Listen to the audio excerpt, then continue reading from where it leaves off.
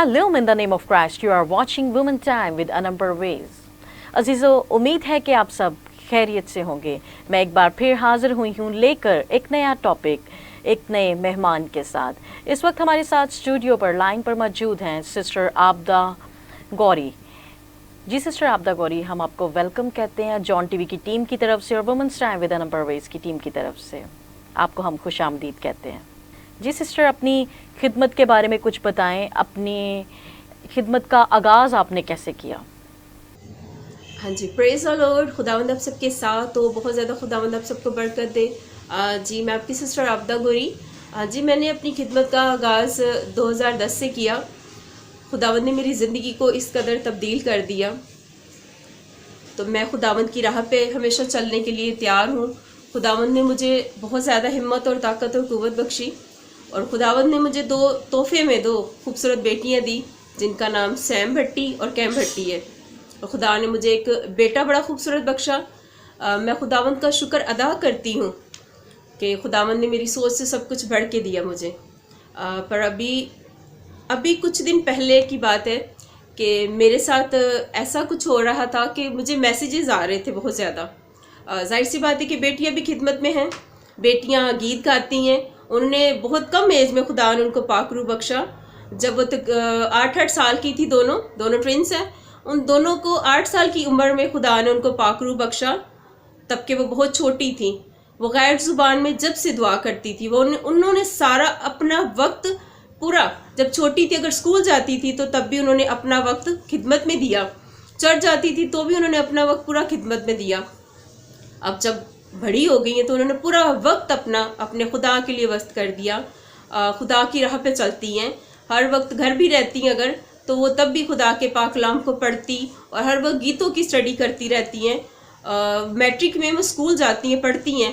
पर ये कुछ दिनों से जो हमारे साथ हो रहा था उसकी वजह से उनकी पढ़ाई भी रुक गई है। तो आपको सब जानते हैं कि अगले महीने में पेपर होने वाले हैं, पर वो अपनी स्टडी बिल्कुल नहीं कर रही। तो आप सबसे मेरी ये कहने का, आपके सामने आने की वजह ये थी मेरी कि मेरी बेटियों को और मुझे लेके बहुत ज़्यादा डिस्टर्ब किया जा रहा था और बहुत ज़्यादा गलत मैसेज आ रहे थे मुझे व्हाट्सएप पे, फेसबुक पे आ रहे थे। मेरी बेटियों का भी फेसबुक है, मेरा भी फेसबुक है, पर बेटियों का व्हाट्सएप नहीं है, सिर्फ मेरा व्हाट्सएप है। मेरे व्हाट्सएप पे मुझे मुसलसल मैसेजेस आ रहे थे और मैंने उनको हमेशा डिलीट करती रही 2 महीने से और ब्लॉक करती रही हूँ। फिर उसके बाद मुसलसल मुझे पिक्चर्स आने लग गई हैं मेरी बेटियों की, मेरी और मेरे बेटे की। मुसलसल गलत पिक्चरें बना के हमारे ऊपर फेस लगा के हमें भेजा जा रहा है और धमकाया जा रहा है, जाके फेसबुक अपने अकाउंट डिलीट करो जाके, और अपनी सारी चीज़ों को डिलीट करो। ऊपर फेसबुक पे बिल्कुल नहीं गाओ, अपनी खिदमत को बंद करो। और मुझे तो फेसबुक पे मैसेजेस आ रहे थे कि आप जैसी आपकी जो बेटी हैं अगर ज़्यादा खिदमत करेंगी तो वो पब्लिसिटी उनकी होगी, तो हम लोग उनको मुस्लिम लोग आके उठा के ले जाएंगे। तो मैं इनसे सबसे ये कहना चाहती हूँ कि जब हम खिदमत में चलते हैं तो आप लोगों को क्यों ऐसा लगता है कि हम लोग पब्लिसिटी कर रहे हैं? वो सिर्फ खिदमत है, हमारे जिंदा खुदावंद की खिदमत है। उसकी आवाज़ है, बिल्कुल उसकी आवाज़ है जो हम लोग दुनिया के कोने कोने तक पहुंचाना चाहते हैं। तो वो आप सबकी भी बेटी हैं। बजाय कि ऐसे गलत बयानियाँ करने पे आप लोगों को अप्रिशिएट करना चाहिए। अब आप लोग मतलब गलत तरीके से मेरे साथ बातें, मुझे कमेंट्स कर रहे हो कि मैं ये अपने आप की पब्लिसिटी कर रही हूँ। कौन अपनी बेटियों की पब्लिसिटी करता है? मेरी बेटियों की पिक्चरों को और मेरी पिक्चरों को गलत मिसयूज़ किया जा रहा था, मेरे बेटे के, और मुझे मुसलसल धमकियाँ आ रही हैं कि जाके हटाओ वरना तुम लोगों को मार दिया जाएगा। मुझे बताएं कि ये किस तरह का ये इंसाफ है? पर हम लोग शादमान हैं, हमारे खुदा ने हमें फरमाया है कि उसके नाम से जब हमें सताया जा रहा है बिल्कुल ये, तो तब हमें शादमान रहना है। हम शादमान हैं, खुश हैं। वो भेड़िए जो ऐसा कर रहे हैं उनके तक मेरी आवाज़ ये पहुंच रही है, वो सुन रहे हैं मेरी आवाज़ को भी। तो आपको मैं ये बताना चाहती हूँ, ये आवाज़ें कभी रुक नहीं सकती, ये कभी बंद नहीं हो सकती। ये हमारे जिंदा खुदावंद की आवाज़ है और खुदावंद ने बिल्कुल जो हमें हिम्मत और ताकत और जो कुव्वत दी है, हम अपने जिंदा खुदावंद की प्रस्तिश करते रहेंगे आखिरी सांस तक, क्योंकि हम खुदावंद के सिपाही हैं। हम कभी रुक नहीं सकते, हम हमेशा आगे बढ़ते और चलते रहेंगे। खुदावंद आप सबके साथ हो। खुदावंद आप सबको बहुत ज़्यादा बरकत दे। आमीन।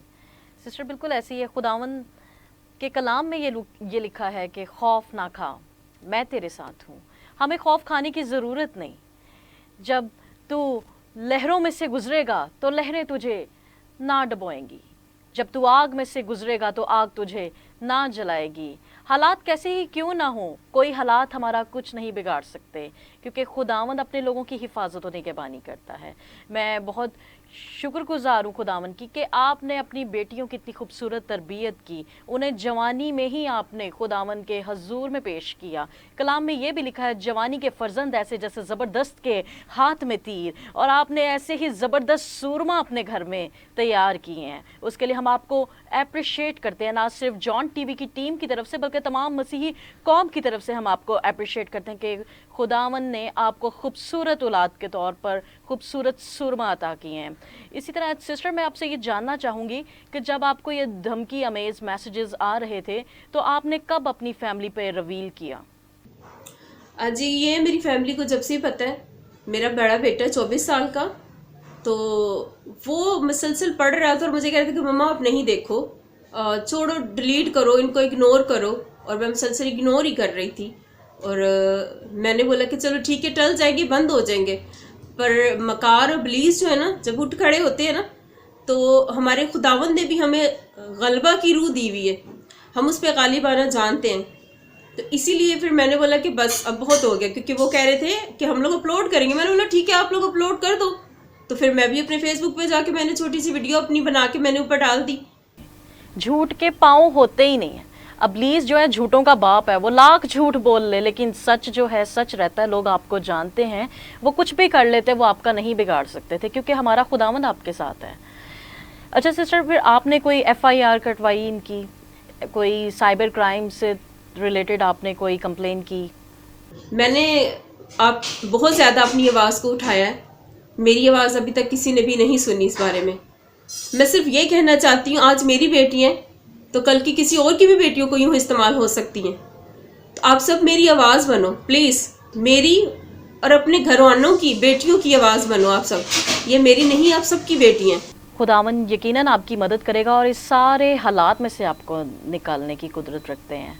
अच्छा, आपने बताया आपकी बेटियां मैट्रिक में भी हैं, स्टडी भी कर रही हैं, साथ साथ खिदमत भी कर रही हैं, तो इस सारे टाइम पीरियड के दौरान तो काफ़ी आपको दुश्वारी पेश आई होगी, क्योंकि वो अपनी क्लासेस नहीं ले पाती होंगी, तो इस बारे में आप क्या कहेंगे? हाँ जी, बिल्कुल सिस्टर, ऐसे ही है कि उनकी क्लासेस बंद हो गई हैं, उनका कोचिंग हम लोगों ने बंद कर दिया है। जाहिर सी बात है, मुझे नहीं पता ये भेड़िए कहाँ ताक लगाए बैठे हुए हैं, ये कहाँ से बात कर रहे हैं, कहाँ से मैसेजेस कर रहे हैं, मुझे हरगिज़ इस चीज़ का पता नहीं। तो खुदा ने इंसानों को कुव्वत दी हुई है, अक्ल और धनाई दी हुई है, और मेरी अक्ल यही कहती थी कि अभी मैं अपने बच्चों को मतलब रोक दूँ। जी सिस्टर आबदा, आपका बहुत शुक्रिया, आपने अपने कीमती वक्त में से हमें वक्त दिया। हमारी वज़ीर आला Sindh, chief justice of Pakistan, prime minister of Pakistan से दिली इल्तमास है कि हमारी इस मसीही बहन का साथ दें और जो भी कानूनी कार्रवाई हो सकती है वो इनके लिए करें और इनकी मदद करें। इसी तरह तमाम मसीही कौम से भी अपील है कि वो अपनी इन बहनों का साथ दें और इनके लिए दुआ करें। अजीज़ों, मैं फिर आऊँगी लेकर एक नए एपिसोड को, only on women's time with Anam Parvez पर।